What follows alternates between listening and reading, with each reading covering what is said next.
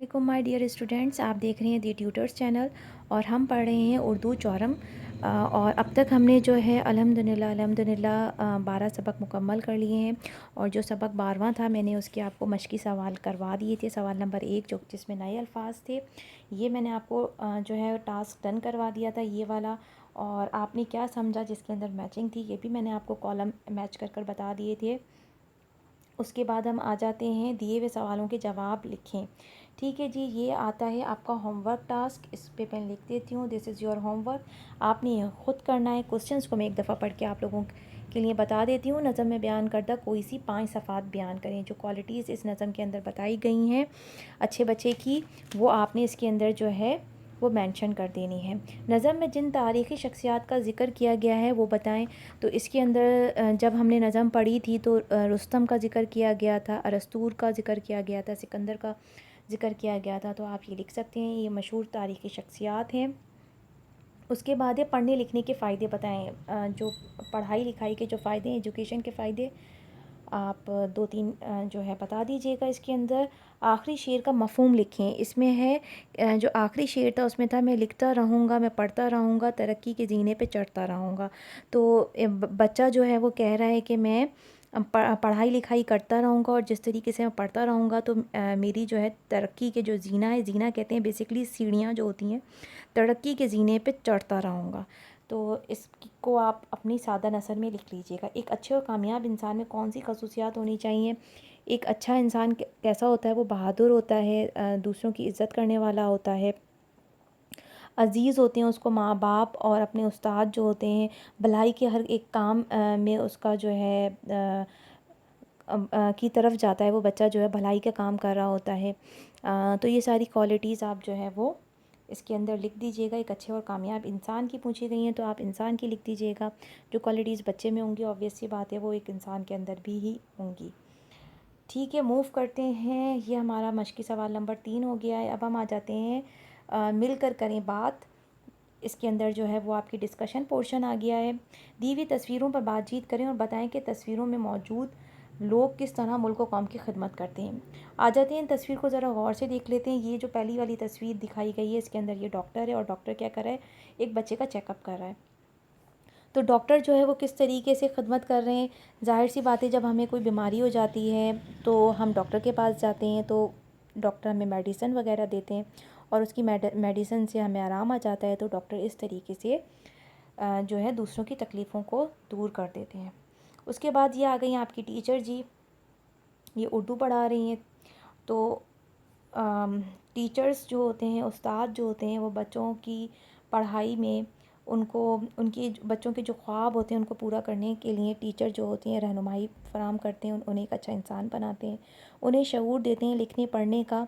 और जो भी उनके ड्रीम्स होते हैं उनको पूरा करने में सबसे बड़ा हाथ माँ बाप के बाद अगर होता है किसी का तो वो उस्ताद का होता है। तो बच्चों को चाहिए कि तमाम असातिज़ा की इज़्ज़त करें। उसके बाद आ जाते हैं हमारे प्यारे फ़ौजी भाई। ये जो है जी आर्मी मैन हैं। तो ये मुल्क की हिफाजत करते हैं, रखवाली करते हैं। तो इस तरह से हमारे मुल्क व कौम की खिदमत कर रहे हैं। अब आ जाते हैं सवाल नंबर 5 की तरफ। सवाल नंबर 5 में आपको कौन सा पेशा पसंद है और क्यों? अपने ख़यालात का इज़हार करें। ऑब्वियस सी बात है, जो आप बड़े होकर बनना चाहते हैं आपको वो पेशा ही पसंद होगा, और वो क्यों पसंद है आप उसका एक रीज़न ज़रूर बताएं। तो ये अपने ख़यालात का आप इज़हार करें, लिखना नहीं है इसके अंदर, इसने जस्ट आपको डिस्कशन करनी है। और अगर आप लिख कर कमेंट बॉक्स में बताना चाहें तो वेल एंड गुड, आप मुझसे जो है अपने पसंदीदा पेशा जो है वो शेयर कर सकते हैं, मुझे अच्छा लगेगा। उसके बाद हम आ जाते हैं लफ्ज़ों का खेल। ठीक है, मैं इसको इस तरीके से कर देती हूँ थोड़ा सा, लफ्ज़ों का खेल। अच्छा जी, दिए हुए लफ्ज़ों के मुतरादिफ मुअम्मे में से तलाश करके लिखें। अच्छा जी, यहाँ पे कुछ अल्फाज दिए हुए हैं, मैं अल्फाज पढ़ देती हूँ। आरज़ू, पहला है आरज़ू, ताकत, दास्तान, अंधेरा, और लास्ट है भलाई। ठीक है, लास्ट जो है वो भलाई लिखा हुआ है। आपने क्या करना है, इन्हीं के सिनोनियम्स लिखने हैं। मुतरादिफ जो होते हैं वो सेम होते हैं, मुतज़ाद जो होते हैं वो अपोजिट होते हैं, मुतरादिफ जो होते हैं वो सेम होते हैं। तो आरज़ू का क्या बनेगा? आरज़ू का बनेगा तमन्ना। ये पहला जो ऊपर जो है ये तमन्ना बन जाएगा। ताकत का बन जाएगा कुव्वत, यहाँ पे लिखा हुआ है जी कुव्वत। दास्तान का बन जाएगा कहानी। ये रहा कहानी। उसके बाद है अंधेरा, अंधेरे का क्या हो जाएगा, तारीखी। ठीक है जी। और भलाई का हो जाएगा नेकी। ठीक है, ये नेकी इधर आ गई, यहाँ पे आपने लिख लेना है इसको। ठीक है, एक दफ़ा मैं और बता देती हूँ ताकि आप अपनी कॉपीज़ पे लिख लें। आरज़ू, तमन्ना, ताकत, क़ुव्वत, दास्तान, कहानी, अंधेरा, तारीखी, भलाई, नेकी। ठीक है जी, अब हम मूव करें नेक्स्ट पेज की तरफ। हमारा आ गया है ये ग्रामर पोर्शन, कवायद सीखें। दर्जा झेल जुमले गौर से पढ़ें। पहला जुमला है पानी लाओ, खाना खाओ, डरो मत, ना बोलो। पहले दो जुमलों में काम का हुक्म दिया गया है। जिस फ़ेल में काम का हुक्म दिया गया हो फ़ेल अमर कहलाता है। फ़ेल अमर क्या, कौन सा फ़ेल होता है, जिसमें आपको कोई ना कोई ऑर्डर दिया जाए। पानी लाओ, खाना खाओ। बाद के दो जुमलों में किसी काम से मना किया गया है। जिन जिन जुमलों में मना किया जाए वो फ़ेले नहीं होते हैं। ठीक है, ये जो दो जुमले हैं ये फ़ेले नहीं के हैं और ये फ़ेले अमर के दो जुमले हैं। अच्छा जी, दर्जा झेल जुमलों से फ़ेले अमर और फ़ेले नहीं के जुमले बनाएं। अब आपने लिखना, पढ़ना, सोना, उठना, निकलना, आपने फ़ेले अमर के भी बनाने और फ़ेले नहीं के भी बनाने। अब आप अगर इसको अमर बनाएंगे, अगर आप किसी को इसको हुक्म दे रहे होंगे तो किस तरीके से दे सकते हैं आप हुक्म देने में, पढ़ो लिखो। ठीक है, पढ़ो लिखो, पढ़ो लिखो, पढ़ना। अगर आप इसको नहीं में बनाएंगे तो आप लिख सकते हैं पढ़ो नहीं, सोना ना सो, उठना ना उठो, निकलना ना निकलो। और अगर आप इसको अमर में लिखेंगे तो आप इसको क्या लिखेंगे, ऑर्डर देंगे। तो हुक्म किस तरीके से लिखेंगे, यहाँ लिखो, वो पढ़ो, इधर सो, ये उठाना, निकलना, वहाँ निकलना।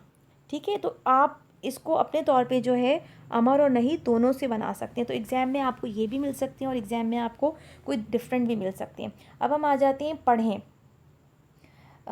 जी, ये जो है ना एक अगेन छोटी सी पोएम आ गई है, ज़ियाउल हसन ज़िया ने लिखी है। दी हुई नज़म दुरुस्त तलफ़ुज़, लय और आहंग से पढ़ें। मैं पढ़ रही हूँ उन बच्चों के लिए। अगेन कमेंट में मुझे थैंक यू ज़रूर कह दिया करें, वो सारे बच्चे जो अपनी उर्दू इम्प्रूव करना चाहते हैं। ये सिर्फ़ मैं उन बच्चों के लिए पढ़ती हूँ।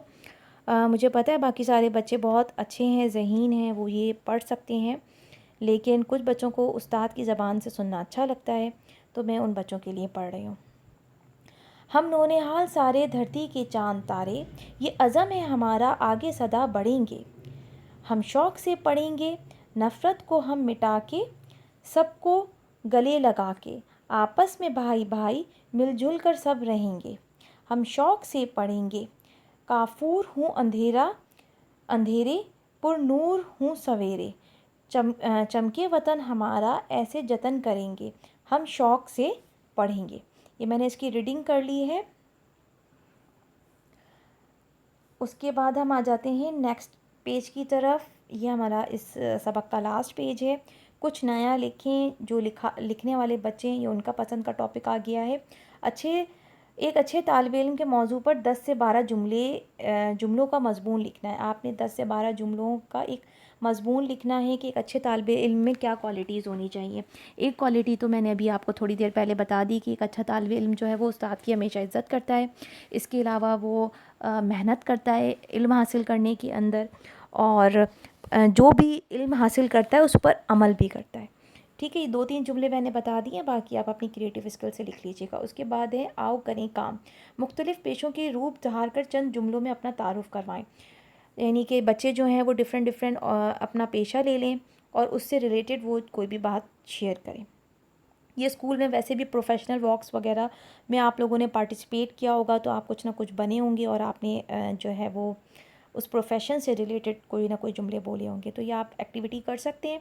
तस्वीर को गौर से देखें। इस तस्वीर में क्या नज़र आ रहा है, इस तस्वीर में क्या नज़र आ रहा है, आपके ख़्याल में ये किस किस्म की तकरीब है।